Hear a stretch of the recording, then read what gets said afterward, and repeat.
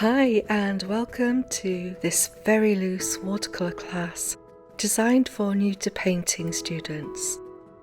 We'll be keeping 3 key terms in awareness: transparency, analogous colours and layering. We're going to be using colours which are next to each other on the colour wheel. I'll be showing you the materials that I use, but also offering alternatives. We're going to choose colours like magenta, lilac and purple, although you could choose any of your favourite purples or pinks. There can be a lot of frustration starting out with watercolour, and this is why I've designed this class to be more of a printing method than a brushstroke method. We'll be focusing on how to create pretty light-filled layers and loose pools of watercolour. We're going to pull our pencil through little areas of watercolour before moving on to our class project.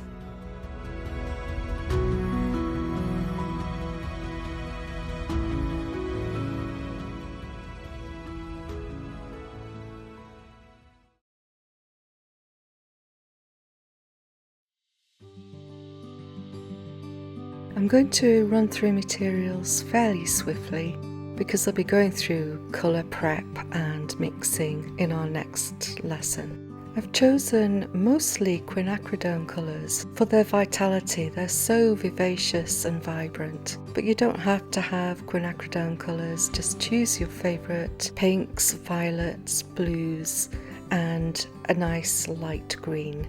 So we have quin lilac, quin purple, quin magenta and indanthrone blue, which is a lovely rich blue. For greens I have green gold, and we're going to mix a lovely cool green. And finally just some white, and I have gouache, but it can be watercolour or it could be Chinese white from your Cotman set, bottom right there.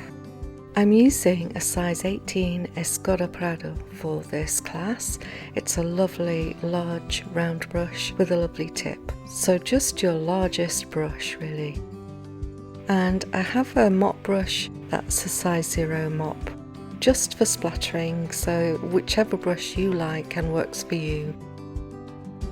So I have a Cotman. I haven't used mine in years, but I just wanted to bring it in case this is your primary source of paints.